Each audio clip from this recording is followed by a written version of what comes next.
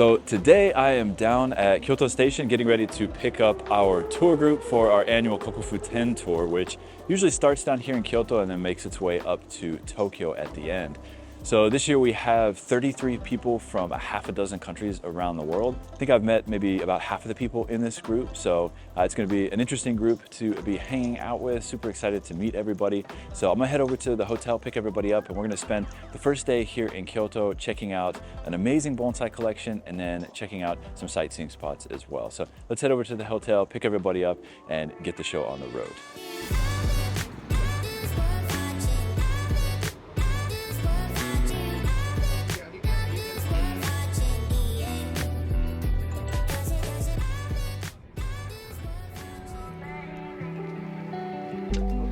The first stop on our tour was Chuin, which is a small sub-temple of the larger Daitokuji temple complex in northern Kyoto.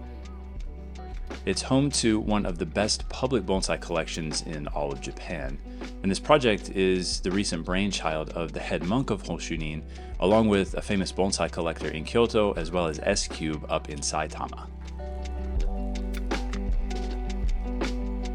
We'd like to bring our tour participants here first because of the wow factor with the incredible bonsai on display.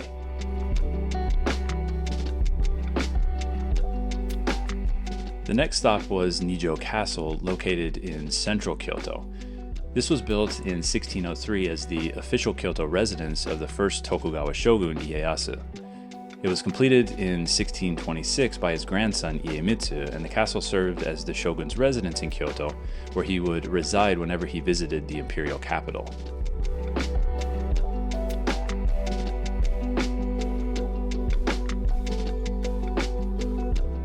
The castle is renowned for its architecture, gardens, and historical significance. It consists of two concentric rings of fortifications, the Ninomaru Palace and the Honmaru Palace, as well as several gardens. The Ninomaru Palace is especially famous for its nightingale floors, which squeak when walked upon to alert intruders.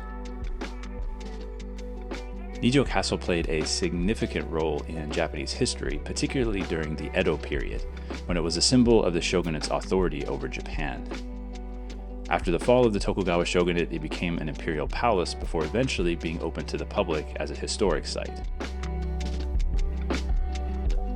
Today, Nijo Castle is a UNESCO World Heritage Site and a popular tourist destination, offering visitors a glimpse into Japan's feudal past.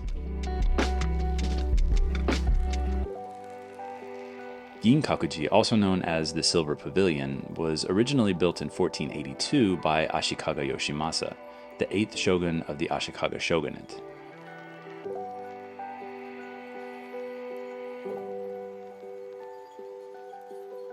The temple's main hall, the Silver Pavilion, was modeled after the Golden Pavilion, Kinkakuji, which was built by Yoshimasa's grandfather, Ashikaga Yoshimitsu. Despite its name, though, the Silver Pavilion was never actually covered in silver. After Yoshimasa's death, the villa was converted into a Zen temple and renamed Jishoji. The temple's grounds include a beautiful sand garden known as the Sea of Silver Sand, and a moss garden with a unique cone-shaped structure called the Moon Viewing Platform.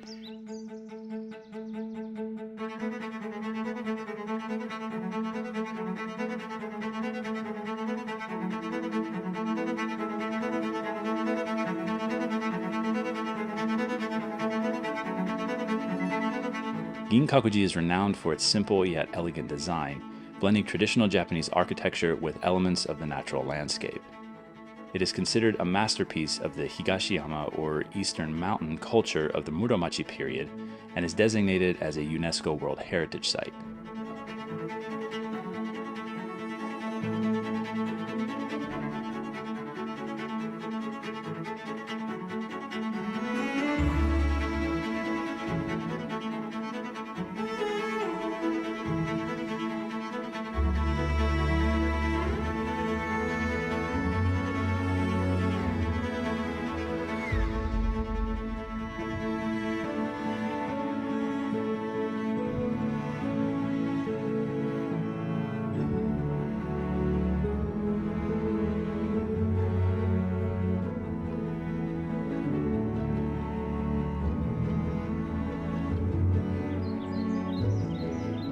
Ryoanji is a Zen temple located in the northwest part of Kyoto, just at the base of Kinugasa Mountain.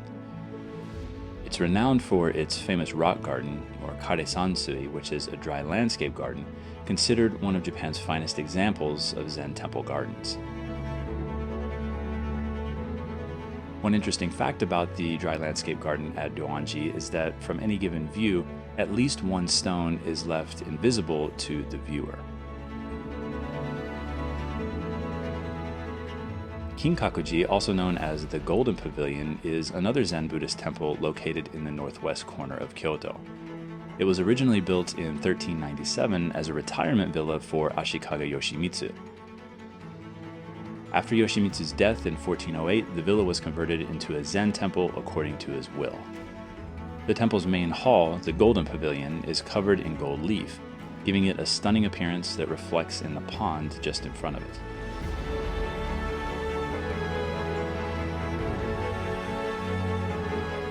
Located on the grounds at Kinkakuji is this massive Japanese white pine, purported to be over 600 years old, and was originally built as a bonsai before being planted in the grounds on the Kinkakuji property.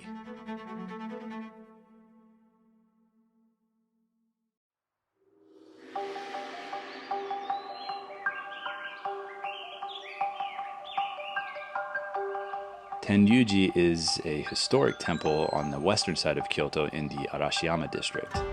It was established in 1339 by the ruling shogun Ashikaga Takauji in memory of Emperor Go-Daigo.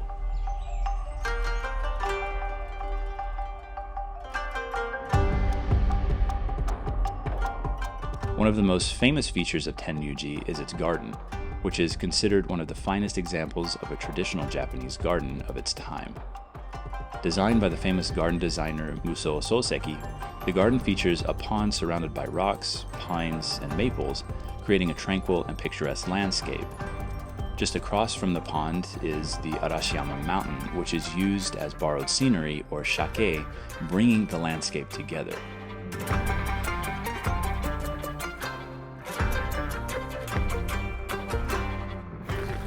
You guys enjoying the place? Yeah. Amazing. Pretty awesome, huh? Yeah. We were week early for for the beautiful ume. Almost in bloom.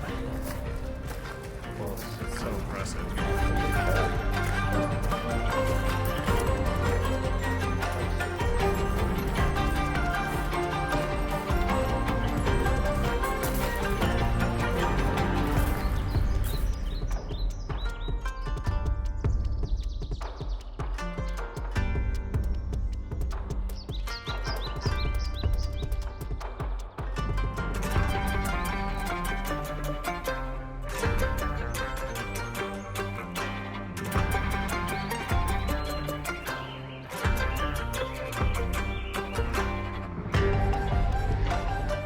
Okochi-sanso is not a temple but a villa and garden in the Arashiyama district.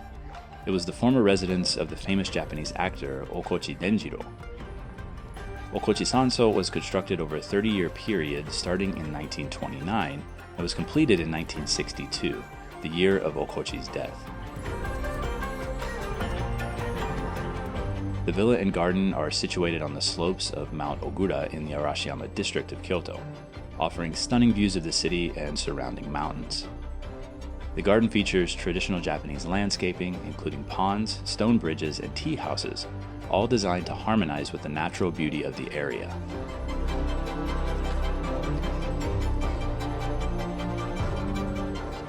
After Okochi's death, the villa was opened to the public as a museum, allowing visitors to explore the beautiful gardens and experience the life of a famous Japanese actor.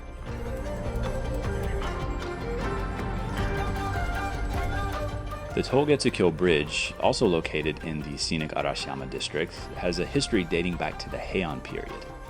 The original bridge was built in the 9th century, and its name, which translates to Moon Crossing Bridge, is said to have been inspired by a poem by the famous poet and aristocrat Tachibana no Toshinari. The current bridge, made of concrete, was constructed in 1934 and renovated again in 1952 and 2004 to ensure its structural integrity and preserve its historical significance.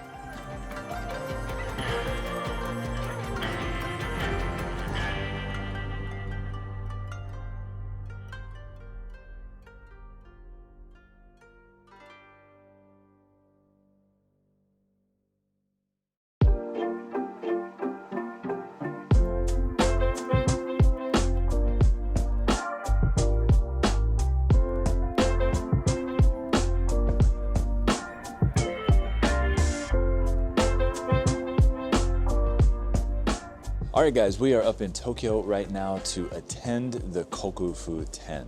So this is Japan's national bonsai exhibition and kind of the main draw for our tour at this time of year. So we're actually going to be going over to the Tokyo Metropolitan Museum of Art for the last day of the first half of the show. So every year they do a double showing. This is kind of a newer thing that the Japanese Bonsai Association has been doing over the last few years. In the past, it would be a single show per year, and then on the 10th anniversary, they would do a double showing. Well, recently they switched that up to do a double show every year, which means 100% of the trees get switched out. So we're gonna check out the last day of the first half today, then we're gonna go out and check out some gardens around Saitama and Tokyo over the next couple of days, and then we're gonna attend the first day of the last half of the Kokufu. So it's always a crapshoot as to whether or not the quality is consistent from the first half to the second half, so I'll be curious to see what it's like this year. But let's head over to the hotel, pick everybody up, and go check out the best bonsai exhibition in the world. 広く空いているところがあります。足元にご注意ください。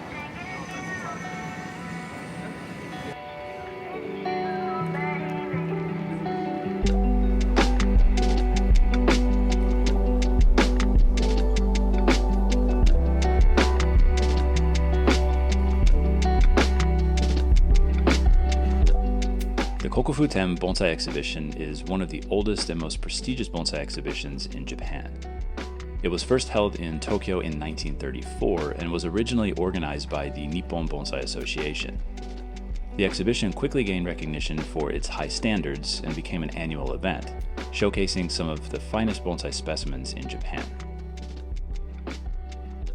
During World War II, the exhibition was temporarily suspended but resumed in 1947 after the war ended. Since then, the Kokufu-ten Bonsai exhibition has been held every year, except for a few occasions when it was cancelled due to natural disasters or other unforeseen circumstances. The exhibition has played a crucial role in promoting the art of bonsai both within Japan and internationally.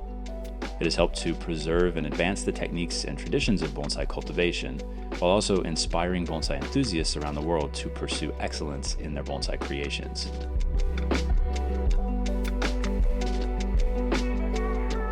In its current form, each year the Kokufu-ten is a double show, meaning that around 200 bonsai are put on display for the first half of the show. They're then switched out during an intermediary period, and another 200 or so bonsai are then put on display.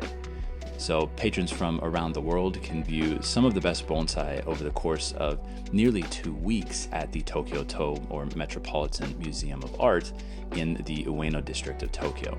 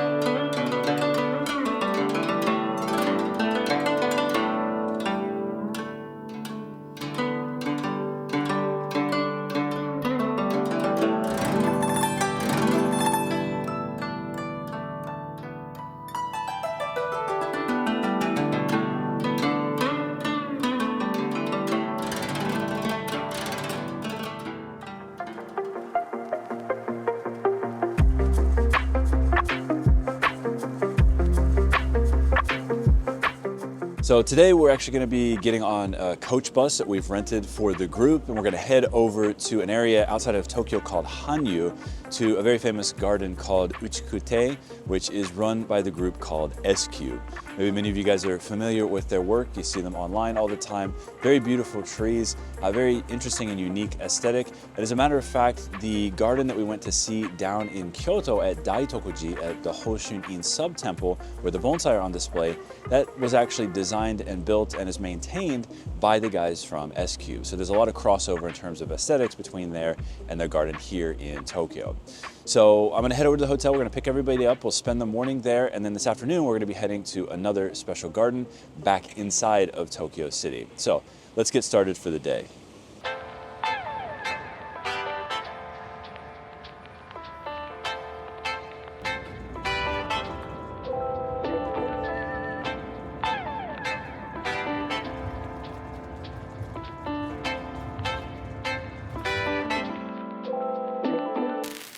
The garden that we visited is referred to as Uchi-Kute, but more popularly it's known as S-Cube, which is the brainchild of Seiji Morimai and 2 other Japanese bonsai professionals. The garden's atmosphere is very similar to that of the public bonsai display at Hoshin-in down in Kyoto. That's of course because S-Cube manages and helped build the garden down at Hoshin-in. So there's a lot of crossover aesthetically, as well as with the style of trees that are on display at Hoshin-in. One interesting aspect of S-Cube, or the Uchi-Kute garden in Hanyu, is that the bonsai that are available for sale, and most of the trees that you see here are for sale, are extremely inexpensive compared to many other gardens, but the quality of the trees is rather high. So unfortunately, our tour members, being mostly from the United States and from other parts around the world where importation of plant material is nearly impossible, weren't able to actually purchase any of these trees. But the suiseki and pots, of course, were up for grabs, and we did spend several hours here so that our tour participants could pick out exactly what they wanted to bring back to their home countries.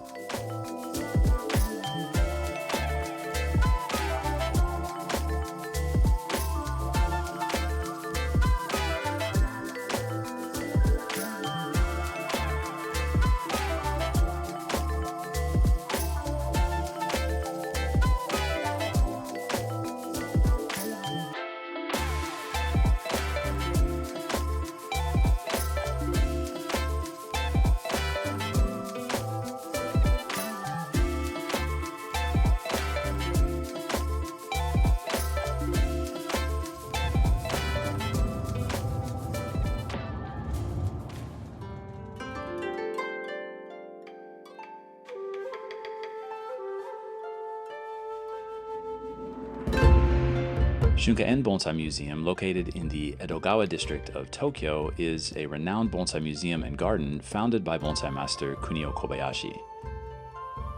It was established in 2002 and quickly gained recognition for its stunning collection of bonsai, as well as its beautiful garden and traditional Japanese tea house. Because we shape very, and this tea very strong, very strong. And this Juniper, like 2 people dancing here. You know ballet? Yes. 1 people and 1 people. The museum showcases a wide variety of bonsai styles and species, ranging from classic pine and maple trees to more unusual varieties.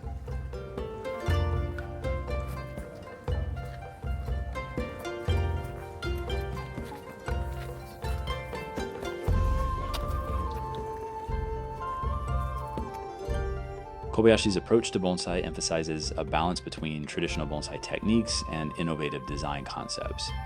He is known for his use of unconventional materials and techniques to create bonsai that are both beautiful and unique.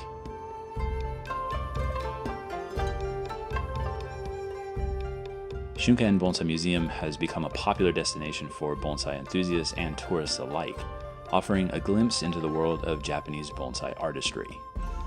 Mr. Kobayashi's work has helped to elevate the status of bonsai as a respected art form and has inspired a new generation of bonsai artists from around the world.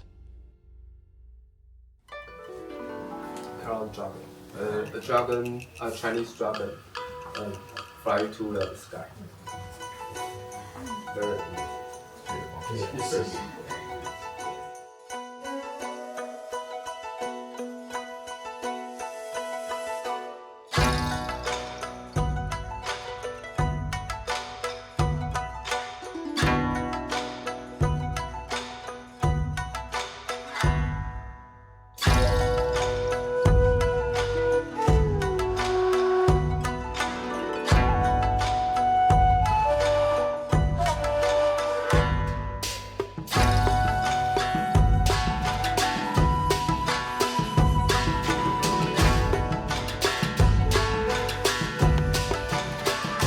Hey. あ、そっか、入場券これ持たしてるんだな。そうだ。30。 Then we also have my teacher's books. This is his latest book. 記念に。 It basically has his whole life about bonsai, his 50 plus years about bonsai. It has his philosophy about bonsai. Beautiful pictures of bonsai, his most famous trees. Like this one right here. The 1,000-year-old.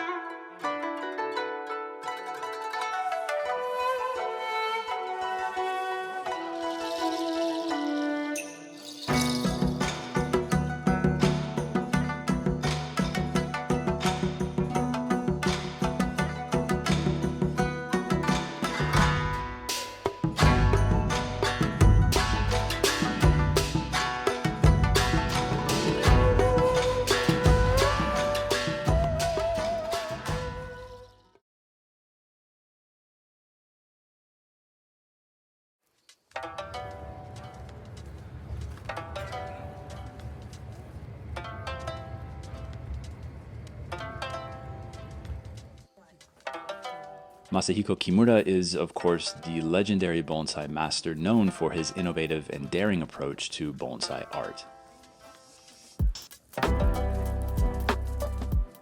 Mr. Kimura began studying bonsai at a very young age and quickly developed a unique style that pushed the boundaries of traditional bonsai techniques. He gained international recognition in the 1980s and 90s through his participation in prestigious bonsai exhibitions and demonstrations around the world. He became known for his bold and dramatic bonsai creations, which often featured unconventional styles, such as twisted trunks, dramatic bends, and intricate deadwood designs. Mr. Kimura's work has been influential in the bonsai world, inspiring many bonsai artists to think creatively and experiment with new techniques. Today, Mr. Kimura continues to be a prominent figure in the bonsai community, known for his passion for bonsai and his dedication to pushing the boundaries of the art form. His work is celebrated for its artistic vision, technical skill, and emotional impact, making him one of the most respected bonsai masters of his generation.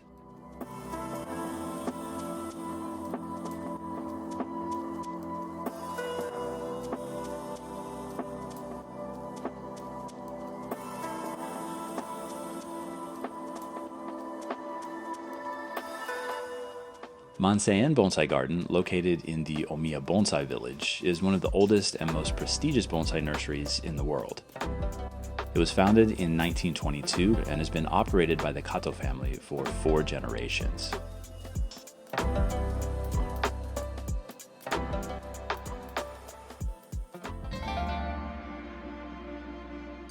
The Omiya Bonsai Village, located in Saitama Prefecture, is a historic and renowned center for bonsai cultivation and artistry.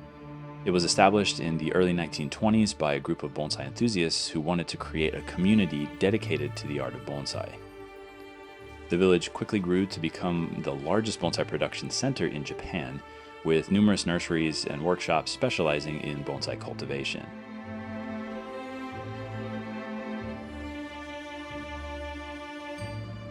Located within the Omiya Bonsai Village is the Omiya Bonsai Museum, officially known as the Omiya Bonsai Art Museum. It was established in 2010 as a dedicated space to showcase the art and history of bonsai. The museum houses a diverse collection of bonsai, including some of the finest and most historically significant specimens in Japan. Many of these trees were originally part of the Takagi Bonsai collection, which was a private collection owned by Mr. Takagi within Tokyo. Upon his death and the founding of the Omiya Bonsai Museum, the city of Omiya in Saitama purchased the trees from the Takagi family. And of course, because they were a wealthy family and because this was public money going to an already wealthy family, there was a little bit of a scandal around the acquisition of these trees. In any case, the plants that are on display are some of the most beautiful and most famous trees in the entire country.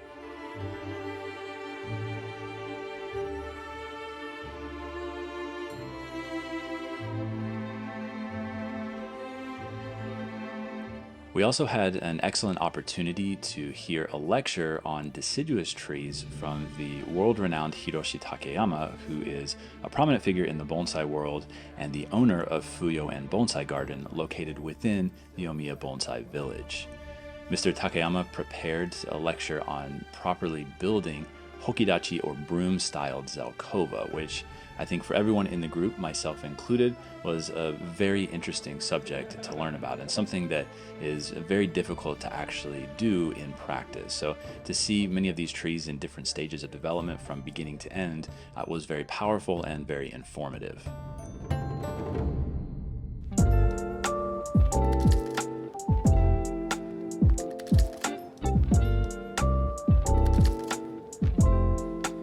For the final day of the tour, the group returned to the second half of the Kokufu-ten. And of course, during the intermediary period, all of the trees had been switched out, so it was as if we were seeing an entirely new exhibition. Now, one comment I would make about the exhibition this year, and it's actually very similar to last year's show, is that there was quite a bit of variation in terms of quality from the first half to the second half, meaning that the first half, in my opinion, was a little bit lackluster in terms of quality, whereas the second half of the exhibition looked like what I would expect the Kokufu to look like, meaning the best quality trees on the best quality stands in the best presentation possible. Now, I'm not quite sure why it was so disparate last year and this year from the first half to the second half, but in any case, that was what happened. Now, I will say that it's not that the trees in the first half were bad, it's just comparatively they weren't as good as the second half. Another thing that I think a lot of us in the group noticed was that the first half of the show had an overabundance of Juniper bonsai, whereas the second half was much more diverse in the species range on display. So each year, the Japanese Bonsai Association tries to limit the number of certain species and bring in a wide range of other species to make it more interesting for the viewership. But for some reason, the first half was overly full of Shinpaku junipers. Now, that being said, a lot of those trees in the first half were incredibly spectacular trees, so they were very impressive, but to see that many junipers on display, and I would guess probably close to 20% of the trees in the first half of the show were junipers, was a bit overwhelming and a bit repetitive.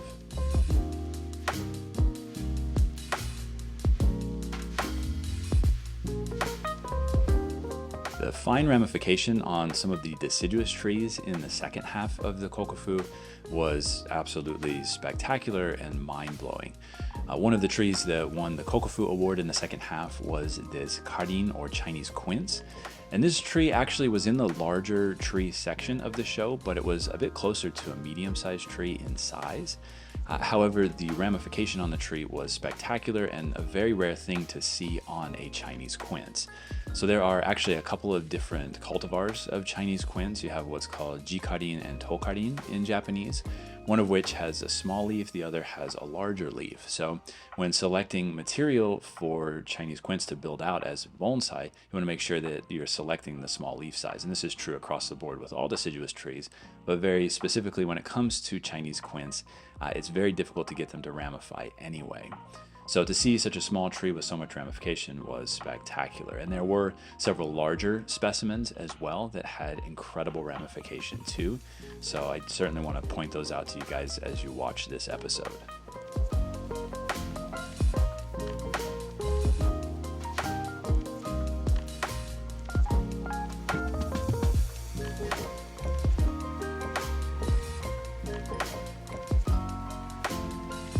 This Itoigawa Shinpaku juniper here was another Kokufu Award winner this year. I actually spoke to the owner of the tree, or rather the owner's daughter, who happened to be there at the show. Turns out that her father has been displaying bonsai no Kokufu for well over a decade, and this is actually his second Kokufu award. So he won it last year as well, and won it this year again. So she was very excited to be there, and really spent some time talking to a lot of the folks in our group, explaining a little bit about the history of the tree.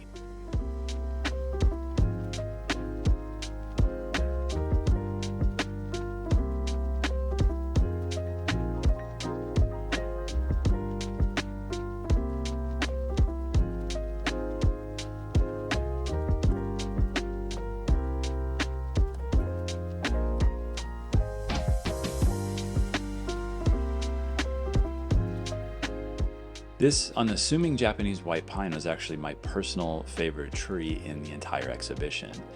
The trunk is actually very reminiscent of some of our ponderosa pines here in the United States, but of course it's a Japanese white pine, so it had very small foliage.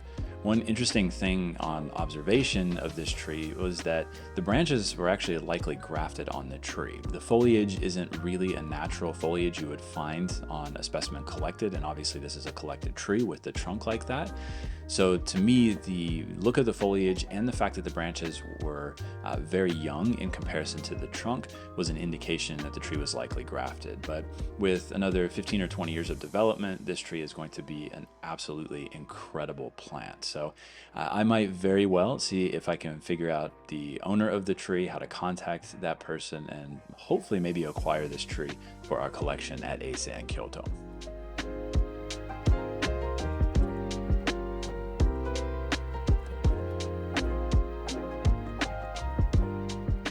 The Chuin, or medium-sized tree area, which is located on the second floor at the museum, was also significantly better in the second half versus the first half.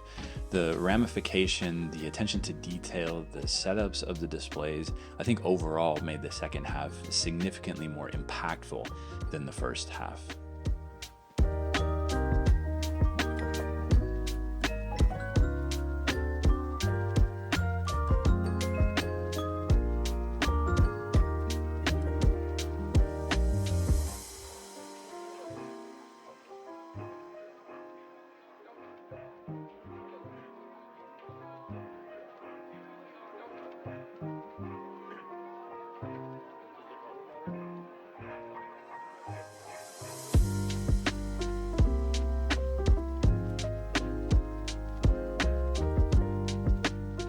Additionally, the shohin displays in the second half had a much more impressive feeling to them. The quality of the individual trees was on point, and the overall setups of the displays were absolutely fantastic. Now, this area of the show is typically the smallest and the most limited in terms of the number of displays and the number of trees. So quite often people will kind of overlook it, and especially being at the very end of the exhibition after having gone through and seen everything else in the show, your brain is essentially fried from looking at so many amazing trees. It's kind of hard to take in the shohin trees at the end. But in any case, the second half was certainly better than the first half.